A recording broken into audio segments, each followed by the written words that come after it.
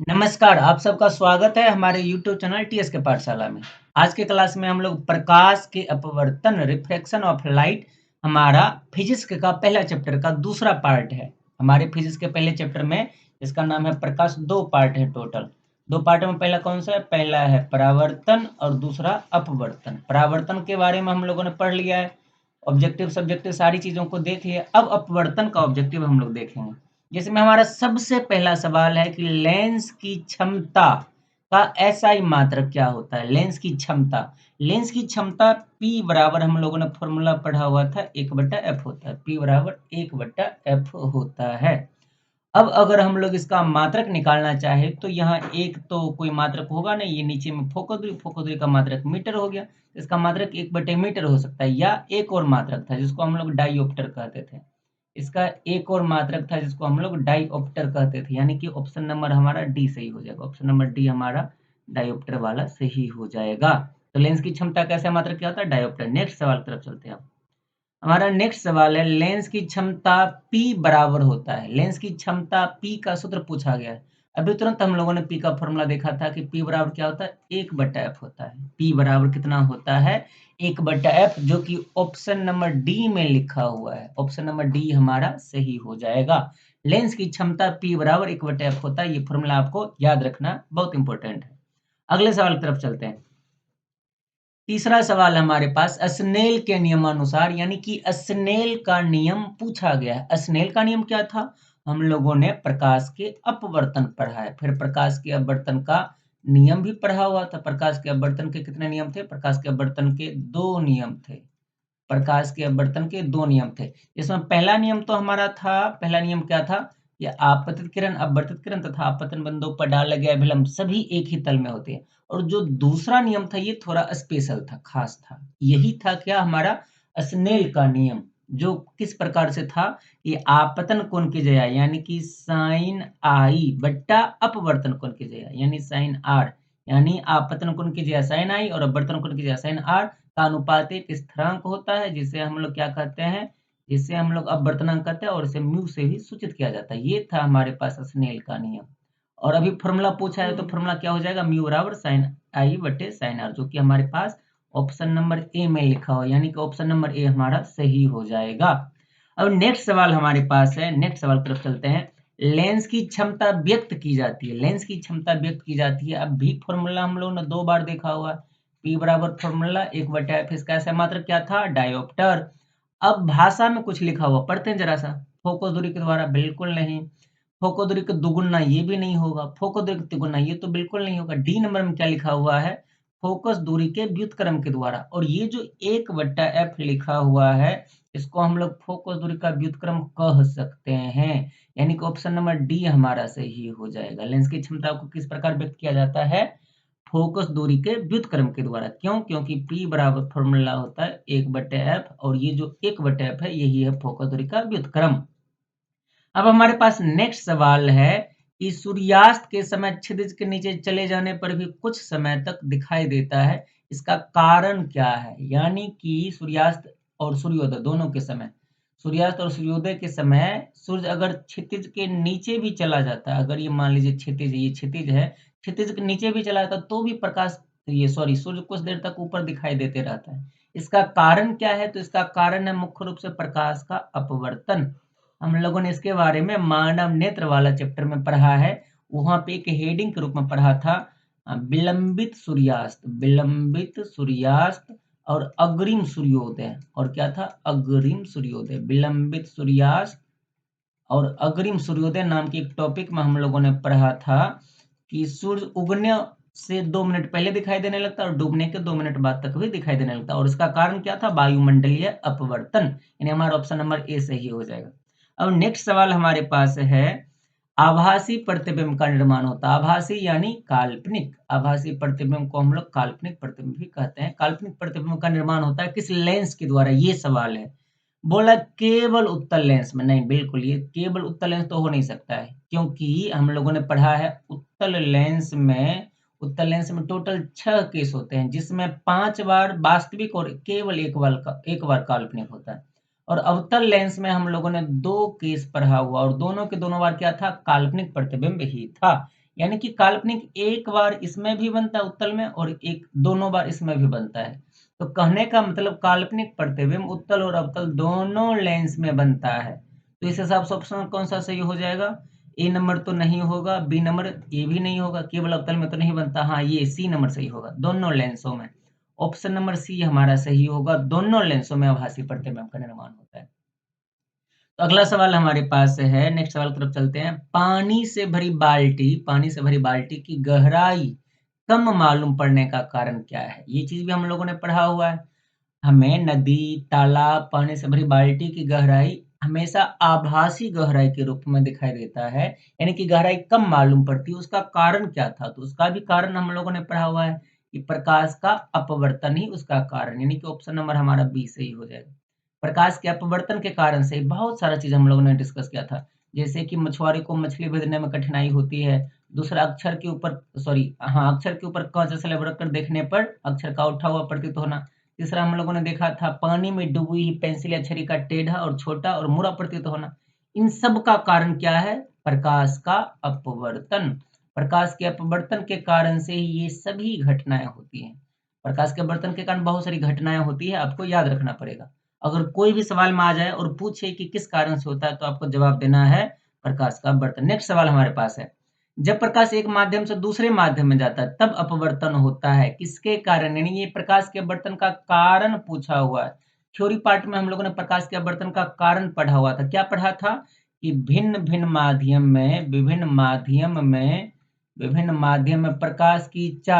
माध्यम में प्रकाश की चाल क्या था? प्रकाश की चाल याद है आपको? विभिन्न माध्यम में प्रकाश की चाल क्या था? भिन्न-भिन्न होती है और यही प्रकाश के अपवर्तन का मुख्य कारण था, हम लोगों ने पढ़ा हुआ था। इस हिसाब से ऑप्शन नंबर कौन-सा सही हो जाएगा? प्रकाश की चाल में परिवर्तन होने के कारण। हाँ, यही सही हो जाएगा। क्योंकि अगर एक माध्यम से दूसरे माध्यम में प्रकाश की किरण जाती है, तो उसका चाल परिवर्तित हो जाती है, बदल जाती है।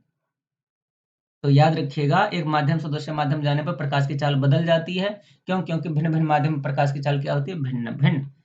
अगले सवाल हमारे हैं। 9 नंबर का सवाल लिखा हुआ, किसी उत्तल लेंस के सापेक्ष यानी उत्तल लेंस के सामने कोई वस्तु को बिंब भी कहता है, किस स्थिति पर रखी जाए कि उसका प्रतिबिंब वास्तविक बोल रहा है, उल्टा वास्तविक होगा तो उल्टा भी होगा तथा बराबर आकार का बने। यानी कि प्रतिबिंब वास्तविक और उल्टा तो होगा, लेकिन वस्तु के आकार का बराबर होगा। ये चीज हम लोगों ने बहुत ही बेहतरीन ढंग से डिस्कस किया हुआ था कि उत्तल लेंस के सामने जब वस्तु वक्रता केंद्र पर होता है, वक्रता केंद्र कहने का मतलब फोकस दूरी के दुगुनी पर, फोकस दूरी के दुगुनी पर होती है, तब वस्तु का प्रतिबिंब वास्तविक और उल्टा बनता है और वस्तु के बराबर आकार का बनता है। तो सही जवाब कौन सा हो जाएगा? ऑप्शन नंबर सी हमारा सही हो जाएगा। फोकस दूरी के दुगुनी पर, फोकस दूरी के दुगुनी यानी कि वक्रता केंद्र पर रखेंगे तो वस्तु का प्रतिबिंब वास्तविक, उल्टा और समान आकार का बनेगा। अब नेक्स्ट सवाल हमारे पास है 10 नंबर का। ये उत्तल होगा, उत्तल ये लिखा गया है। उत्तल लेंस में जब वस्तु को फोकस एवं लेंस के बीच में, उत्तल लेंस में क्या कह रहा है? उत्तल लेंस हमारे पास उत्तल लेंस में वस्तु को रखा है फोकस, ये एफ है, और लेंस के बीच में, फोकस और लेंस के बीच में। फोकस और लेंस कहने का मतलब क्या है? फोकस और प्रकाशीय केंद्र के बीच में ये कह रहा है। अगर हम लोग वस्तु AB को फोकस और प्रकाश के केंद्र के बीच में रख देंगे तो प्रतिबिंब कहाँ बनेगा, कैसा बनेगा? तो हम लोगों को याद है कि उत्तल लेंस में केवल एक ही केस में काल्पनिक प्रतिबिंब बनता था और वो बिल्कुल यही केस था कि जब वस्तु को प्रकाश के केंद्र और फोकस के बीच रखा जाता है तो उस कंडीशन में प्रतिबिंब कैसा बनता था? प्रतिबिंब बनता था उस कंडीशन में काल्पनिक, और अगर काल्पनिक है तो सीधा भी होगा, तो प्रतिबिंब था सीधा और वस्तु से क्या था आकार में? वस्तु से आकार में था बड़ा। तो ऑप्शन कौन-सा सही हो जाएगा? हाँ, ए नंबर ही सही हो जाएगा। काल्पनिक और सीधा, बाकी ऑप्शन तो सही नहीं होना चाहिए, काल्पनिक और उल्टा नहीं, काल्पनिक है तो उल्टा हो ही नहीं सकता, वास्तविक उल्टा, वास्तविक नहीं होगा, वास्तविक है तो सीधा होगा नहीं, तो डी नंबर ऑप्शन नहीं होगा। ए नंबर ऑप्शन हमारा सही है, प्रतिबिंब काल्पनिक और सीधा बनेगा। अब नेक्स्ट सवाल हमारे पास है 11 नंबर, किस लेंस द्वारा केवल काल्पनिक प्रतिबिंब बनता है? यानी कि कोई ऐसा लेंस जिसके द्वारा सिर्फ और सिर्फ काल्पनिक प्रतिबिंब बनता हो। हमारे पास 2 लेंस होते हैं, हम लोग 2 लेंस के बारे में पढ़ते हैं, उत्तल लेंस और अवतल लेंस। उत्तल लेंस में टोटल 6 केस होते हैं और अवतल लेंस में केवल 2 केस। 6 में 5 प्लस 1 होता है, यानी 5 बार प्रतिबिंब बनता है वास्तविक और केवल 1 बार प्रतिबिंब बनता है काल्पनिक। लेकिन अवतल में 2 केस और दोनों के दोनों बार क्या बनता है? काल्पनिक प्रतिबिंब ही बनता है। और सवाल क्या है? किस लेंस के द्वारा केवल केवल काल्पनिक प्रतिबिंब बनता है? तो ऐसे में हमारा ऑप्शन कौन सा सही हो जाएगा? अवतल वाला सही हो जाएगा, जो कि लिखा हुआ ऑप्शन नंबर ए में ही, अवतल लेंस के द्वारा। हमारा आंसर सही कौन सा हो जाएगा? ए नंबर, अवतल लेंस के द्वारा। अब नेक्स्ट सवाल हमारे पास है 12 नंबर, 20 सेंटीमीटर फोकस दूरी वाले, यानी कि एफ का मान दे दिया गया। एफ का मान दे दिया है 20 सेंटीमीटर। 20 सेंटीमीटर फोकस दूरी वाले लेंस की क्षमता पी का मान पूछा गया है। अब हम लोग इसको सॉल्व कर लेंगे। चूंकि पी का फॉर्मूला हम लोग जानते हैं क्या होता है? 1/f होता है, लेकिन एफ किस में होना चाहिए? मीटर में। तो निकालते हैं पी का मान। अब पी का मान चाहिए तो पी बराबर 1/f। एफ का मान कितना? 20 सेंटीमीटर है। अगर इसको मीटर में बदलना चाहते हैं 100 से भाग लगाएंगे, 100 चला जाएगा ऊपर, तो ये काटेंगे, 0 0 कटा, 2 पचे 10, यानी कि 5 आया। तो पी का मान कितना आ गया? पी बराबर आ गया 5 डायोप्टर। ऑप्शन नंबर कौन सा सही होगा? पी बराबर ये +5 डायोप्टर, +5 डायोप्टर। 20 सेंटीमीटर फोकस दूरी वाले लेंस की क्षमता कितना हो जाएगा? +5 डायोप्टर। इसमें एफ का मान प्लस में दिया हुआ है तो पी भी प्लस में ही आएगा। अगर एफ का मान माइनस में दिया रहता तो फिर ये -5 डायोप्टर सही हो जाता है। इस प्रकार से आप कैलकुलेशन करके पी का मान निकाल सकते हो अगर एफ का मान दिया रहे तो। बस ध्यान एक बात का रखना है कि अगर ये सेंटीमीटर में दे दिया एफ तो उसको पहले मीटर में 100 से भाग लगा करके निकाल लेना है। क्लियर बात?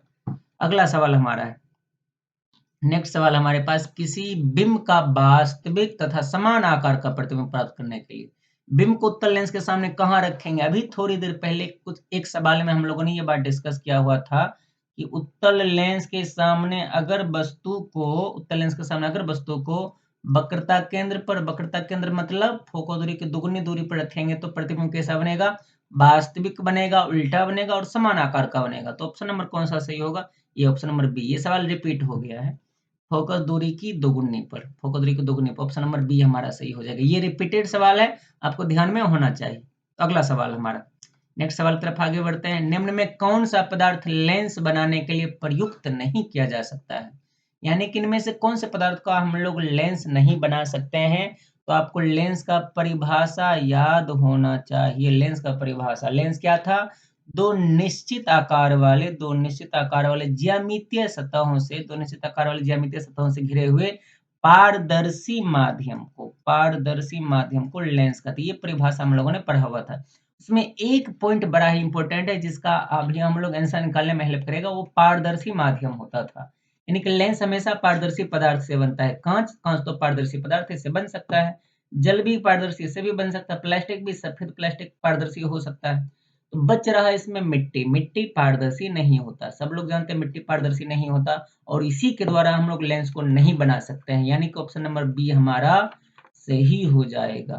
14 नंबर का प्रश्न था ये। नेक्स्ट सवाल, अगला सवाल हमारे पास है 1 मीटर फोकस दूरी वाले, यानी कि फोकस दूरी का मान दे दिया गया, फोकस दूरी का मान दे दिया गया 1 मीटर उत्तल लेंस की क्षमता। अच्छा ध्यान रखिएगा, उत्तल लेंस बोल रहा है। उत्तल लेंस बोलने से क्या मतलब है? उत्तल लेंस की फोकस दूरी प्लस होती है और अवतल लेंस की फोकस दूरी माइनस में होती है, ऋणात्मक होती है, यानी कि एफ बराबर +1 मीटर दिया हुआ है। क्षमता पूछा जा रहा है, पी बराबर पूछा जा रहा है। हम लोगों को सॉल्व करने आता है, चूंकि P बराबर क्या होता है? चूंकि P बराबर होता है 1/f, और f का मान तो दिया हुआ है 1, तो 1/1, सॉरी ये f नहीं 1, 1/1 तो बराबर में 1 डायोप्टर, इसलिए P का मान कितना आ गया? 1 डायोप्टर। ऑप्शन नंबर बी हमारा सही हो जाएगा। ऑप्शन नंबर बी सही होगा, ध्यान रखिएगा। इसको आप सॉल्व भी कर सकते हो खुद से, बड़ा आसान। नेक्स्ट सवाल अब हमारे पास है 16 नंबर, एक उत्तल लेंस होता है। एक उत्तल लेंस क्या होता है? सभी जगह समान मोटाई का? बिल्कुल नहीं। उत्तल लेंस का डायग्राम कुछ इस प्रकार का हम लोगों ने पढ़ा हुआ, परिभाषा भी इसका पढ़ा हुआ हम लोगों ने। उत्तल लेंस क्या होता है? ध्यान से देखिए तो बीच वाला भाग क्या? मोटा, और किनारे का भाग क्या दिख रहा है हम लोगों को? पतला दिख रहा है। बीच का भाग मोटा, किनारे का भाग पतला। अगर ये चीज दिख जाए तो यही सही होगा। सभी जगह समान मोटाई का, बिल्कुल गलत। बीच की अपेक्षा किनारों पर मोटा, यानी बीच में की तुलना में किनारे पर मोटाई नहीं, बिल्कुल गलत।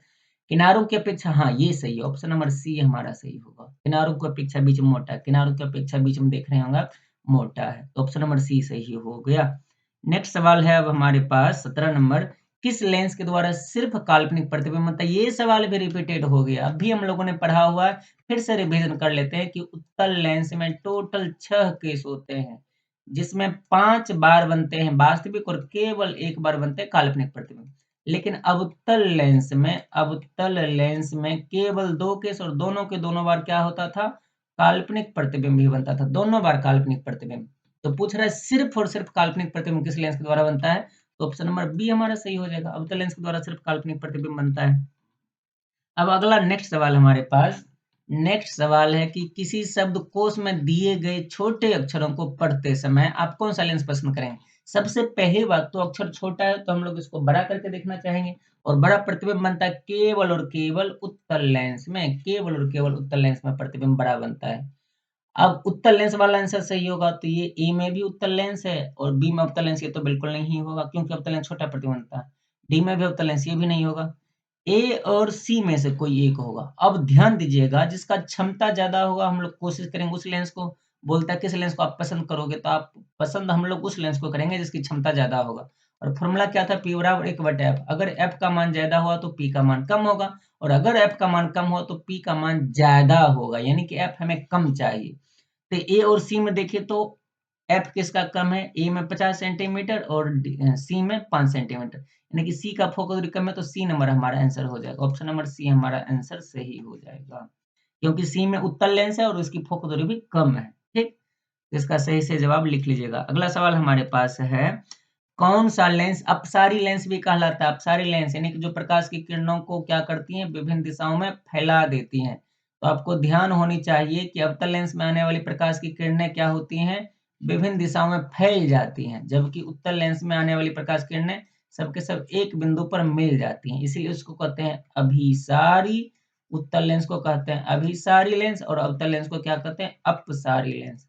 अवतल लेंस को कहते हैं अपसारी लेंस, और सवाल क्या है कि किस लेंस को अपसारी लेंस भी कहते हैं? तो अवतल लेंस। ऑप्शन नंबर ए हमारा सही हो जाएगा। अब नेक्स्ट सवाल हमारे पास है, अगला सवाल हमारा क्या है, ध्यान से देखिएगा। निम्न में से किस लेंस की फोकस दूरी धनात्मक होती है? ये चीज भी हम लोगों ने थोड़ी देर पहले डिस्कस किया था कि उत्तल लेंस की फोकस दूरी धनात्मक होती है, उत्तल लेंस की फोकस दूरी धनात्मक, और अवतल लेंस की फोकस दूरी क्या होती है? ऋणात्मक। अवतल लेंस की फोकस दूरी क्या होती है? ऋणात्मक। क्या चीज है ये दोनों, धनात्मक और ऋणात्मक? फोकस दूरी।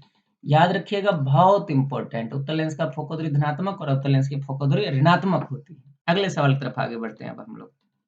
अगला सवाल हमारा है, किसी लेंस की क्षमता दिया हुआ -2 डायोप्टर, यानी P का मान -2 डायोप्टर दे दिया गया है। इसकी फोकस दूरी F का मान पूछा जा रहा है। हम लोग फॉर्मूला जानते हैं, सॉल्व कर लेंगे हल, चूंकि P बराबर क्या होता है? 1/f। P का मान दिया हुआ -2 1/f, F हम लोगों को चाहिए। अगर हम लोग इसको इन्वर्स लेंगे तो ये आ जाएगा, F तो ऊपर जाकर के F बच के ये आ जाएगा -1/2। और अगर हम लोग इसको सेंटीमीटर में बदलना, ये इतना ही आंसर होगा। हम लोग बोल सकते हैं कि F का मान -1/2 मीटर है, लेकिन आंसर देख रहे हैं, अच्छा आंसर मीटर में भी है, आंसर मीटर में भी है, तो हम लोग मीटर में आंसर निकाल लेते हैं। चलो, ये -1/2, अगर हम लोग इसको भाग लगाएँगे, 2 को 1 से भाग लगाएँ तो 0.0 2 पचे 10, यानी कि 10 दो 0.5 बार में कट जाएगा, और माइनस लगा हुआ तो f बराबर कितना हो गया? -0.5, यानी कि ऑप्शन नंबर कौन-सा हो जाएगा? f और 0 माइनस 0.5 मीटर होना चाहिए, माइनस में वो भी, अच्छा डी नंबर में है, 0 मीटर, तो ऑप्शन नंबर डी हमारा सही हो जाएगा। इसमें हम लोग गौर कर रहे हैं कि P से रिलेटेड बहुत सारा न्यूमेरिकल है, जो कि बड़ा आसान है भी, तो आप लोग सॉल्व कर सकते हो। निम्नलिखित में किसका अपवर्तनांक सबसे अधिक होता है? किसका अपवर्तनांक क्या है? सबसे अधिक, यानी सबसे ज्यादा। तो हम लोगों ने पढ़ा हुआ, सबसे ज्यादा अपवर्तनांक हीरा का होता है, जो होता है 2.42, 2.42। ये याद रखने वाली चीज है। सबसे ज्यादा अपवर्तनांक किसका होता है? डायमंड का, यानी हीरा का, जो कि 2.42 होता है। अगला सवाल हमारे पास, लेंस द्वारा उत्पन्न आवर्धन की एसआई मात्रक यानी इकाई पूछ रहा है, और आवर्धन का फॉर्मूला हम लोगों ने m बराबर फॉर्मूला हम लोगों ने पढ़ा हुआ hi, यानी हाइट ऑफ इमेज, प्रतिबिंब की ऊंचाई, बट्टा ho, यानी हाइट ऑफ ऑब्जेक्ट, वस्तु की ऊंचाई। और ये ऊपर वाला भी ऊंचाई, नीचे वाला भी ऊंचाई, दोनों ऊंचाई ऊंचाई, यानी कि दोनों का मात्रक आपस में कट जाएगा, और कट गया तो इसका तो कोई मात्रक बचेगा ही नहीं, यानी कि ये हो जाएगा मात्रक विहीन, जो कि ऑप्शन नंबर डी में लिखा हुआ है। ऑप्शन नंबर डी हमारा सही हो जाएगा। आवर्धन का कोई ऐसा इकाई या मात्रक नहीं होता या आवर्धक मात्रक विहीन होता है।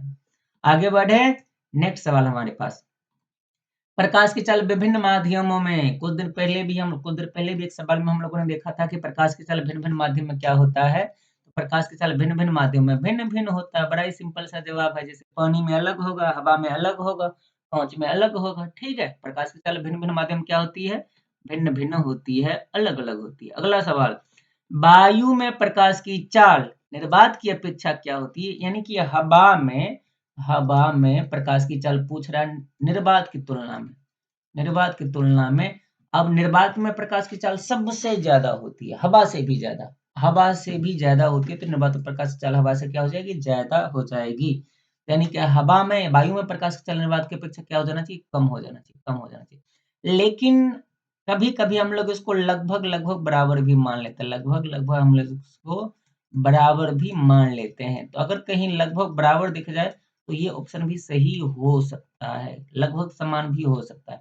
लेकिन अगर कम वाला ऑप्शन देखे तो कम में ही टिक लगाना, क्योंकि एक्यूरेट रूप से कम ही होता है। ठीक, बराबर होता है लेकिन पूरी तरह से बराबर नहीं, लगभग, केवल लगभग बराबर होता है। तो सही ऑप्शन कौन सा, ऑप्शन नंबर ए हो गया, प्रकाश की चाल कम होती है।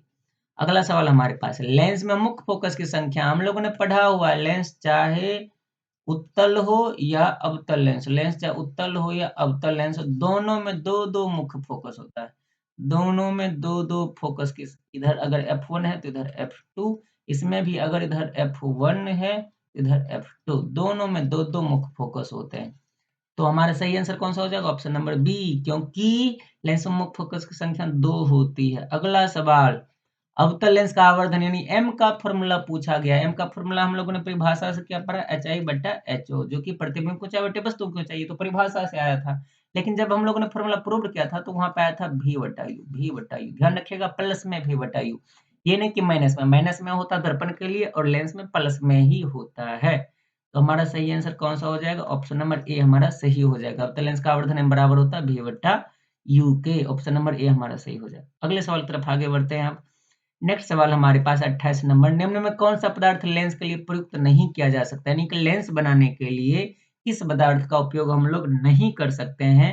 तो ध्यान से सुनिएगा कि लेंस का परिभाषा हम लोगों ने देखा था कि लेंस क्या है, दो निश्चित ज्यामितीय सतहों से घिरे पारदर्शी माध्यम को, किस माध्यम को, पारदर्शी माध्यम को लेंस कहते हैं। दो निश्चित आकार वाले ज्यामितीय सतह से घिरे पारदर्शी माध्यम को लेंस कहते हैं, यानी कि ये पारदर्शी होना चाहिए। अब जल की बात करें तो जल पारदर्शी है, कांच भी पारदर्शी है, इनमें कोई नहीं तो होगा नहीं। और पीतल के बारे में हम लोग जानते हैं, पीतल पारदर्शी नहीं होता है, यानी ऑप्शन नंबर सी हमारा सही हो जाएगा। पीतल का प्रयोग हम लोग लेंस बनाने में नहीं कर सकते हैं।